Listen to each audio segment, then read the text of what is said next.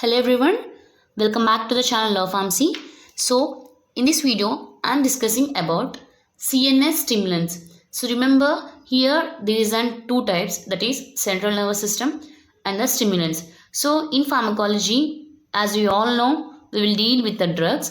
So those are under stimulants, and coming to that, again in pharmacology we use these drugs to act on a specific system, that is central nervous system.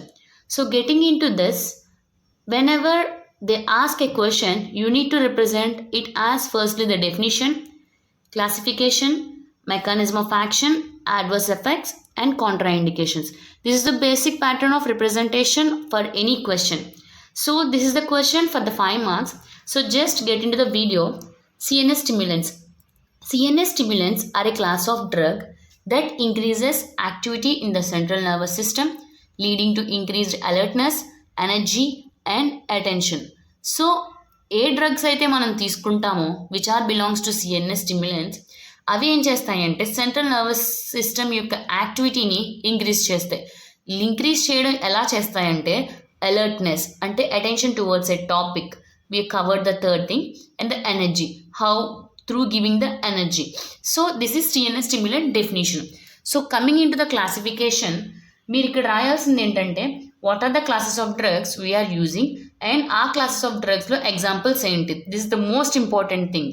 Okay, psychomotor stimulants which are amphetamine, methylphenidate, analeptics, doxapram, convulsants, strychnine, picrotoxin, methylxanthines, caffeine, theophylline, wakefulness agents, modafinil or modafinil.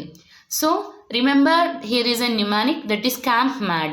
So if you remember this, automatically you can remember what are the drugs we are using here. So coming to the mechanism of action. So before getting into the mechanism of action, we all should know a topic clear about the neuron.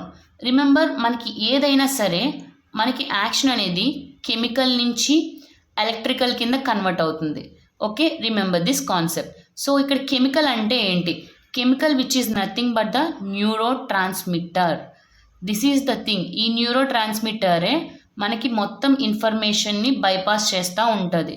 Remember. Okay, ఇప్పుడు ఈ న్యూరాన్లో మనకి this is the pre synaptic neuron and this is the post synaptic neuron. ఈ మధ్యలో ఉన్న గ్యాప్నే synopsis అని అంటాం. Okay, ఇది pre and ఇది పోస్ట్. సో మనకి ఈ ప్రీ సినాప్టిక్ న్యూరాన్లో వెసికల్స్ అనేవి ఉంటాయి. సో ఈ vesicles are nothing but pouch like sacs అనమాట. సో ఇందులో మనకి న్యూరో ట్రాన్స్మిటర్స్ అనేవి స్టోర్ అయ్యి ఉంటాయి. ఈ న్యూరో ట్రాన్స్మిటర్సే చెప్పుకున్నట్టు కెమికల్ మెసెంజర్స్ అన్నమాట. ఇప్పుడు మనం తీసుకునే డ్రగ్ ఏం చేస్తుందంటే ఇక్కడ సిఎన్ఎస్ స్టిమ్యులెంట్ యాక్టివిటీ చూపిస్తుంది. ఎలా అంటే రిమెంబర్ ఇక్కడ 2 persons ఉన్నారు, first person, second person. First person ఏంటంటే సిఎన్ఎస్ స్టిమ్యులెంట్స్ తీసుకోకుండానే తన యొక్క బ్రెయిన్ అనేది చాలా యాక్టివ్గా ఉంది. ఓకే, సో సెకండ్ పర్సన్ చాలా డల్గా ఉన్నాడు. సో ఆ పర్సన్కి మనం సిఎన్ఎస్ స్టిమ్యులెంట్స్ ఇస్తామన్నమాట. ఇచ్చినప్పుడు ఏమవుతుందంటే then he will show his activity అనమాట. యాక్టివ్గా యాక్టివిటీని అనేది చూపిస్తాడు. సో ఎలా అంటే మన ప్రతి ఒక్కరికి ఎప్పుడైతే ఈ ఏవైతే వెసికల్స్ ఉన్నాయో ఈ వెసికల్స్ నుంచి న్యూరో ట్రాన్స్మిటర్స్ రిలీజ్ అవుతాయో ఈ పోస్ట్ రిసెప్టార్స్కి ఉంటాయన్నమాట. పోస్ట్ సినాప్టిక్ దగ్గర ఉన్న రిసెప్టార్కి బైండ్ అయ్యి యాక్టివిటీ అనేది చూపిస్తుంది యాక్టివ్గా. బట్ ఎవరికైనా సరే రిలీజ్ అయ్యి బైండ్ అయ్యి యాక్టివిటీ చూపించగానే మళ్ళీ ఇవి రీఅప్టేక్ అయిపోతాయి. రీఅప్టేక్ అని అంటారు, అంటే ఇక్కడున్న వెసికల్స్లోకి మళ్ళీ వెళ్ళిపోతాయి. సో ఎలా అంటే వీటికి డొపామైన్ అయితే కనుక డాట్ ట్రాన్స్పోర్టర్స్ ఉంటాయి. సో ఈ ట్రాన్స్పోర్టర్స్ ఏం చేస్తాయంటే ఒకసారి ఇవి ఇక్కడికి వచ్చి రిలీజ్ అయ్యి బైండ్ అయ్యి యాక్టివిటీ చూపించిన తర్వాత మిల్లీ సెకండ్స్లో మళ్ళీ అవి బ్యాక్కి వెళ్ళిపోయి స్టోర్ అయిపోతాయి అన్నమాట. ఇది బేసిక్ మెకానిజం ఆఫ్ యాక్షన్.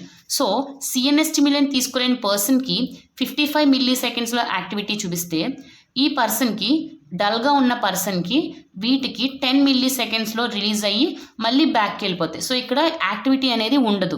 కాబట్టి మనం ఇక్కడ ఏం చేస్తామంటే సిఎన్ఎస్ స్టిమ్యులెంట్ ఇవ్వడం వల్ల సేమ్ ఈ ఎవరైతే యాక్టివ్గా ఉన్న పర్సన్ ఉన్నాడో అలాగే అయితే 55 milliseconds equal or greater than లోగా 55 మిల్లీ సెకండ్స్ ఈక్వల్కి ఆర్ లెస్ దాన్ దట్ లోగా వీటికి యాక్టివిటీ అనేది చూపిస్తుంది అనమాట. సో ఇదే complete mechanism of action which is nothing but neurotransmitters release అవుతున్నాయి, బట్ రిలీజ్ అయ్యి విత్ ఇన్ ఫ్రాక్షన్ ఆఫ్ సెకండ్స్లోనే అది మళ్ళీ రీఅప్టేక్ చేసేసుకుంటుంది. సో ఇక్కడ ఉండి యాక్షన్ చూపించే టైం కూడా వాటికి సరిపోవట్లేదు. సో ఆ టైంని పెంచడం కోసమే సిఎన్ఎస్ స్టిమ్యులెంట్స్ అనేవి ఇస్తాం.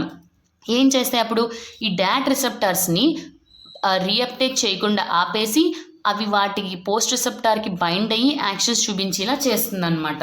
సో ఎలా అంటే increase release of dopamine and norepinephrine. So release అవ్వడం వల్ల యాక్టివిటీ అనేది చూపిస్తుంది. సో ఎలా చూపిస్తుంది?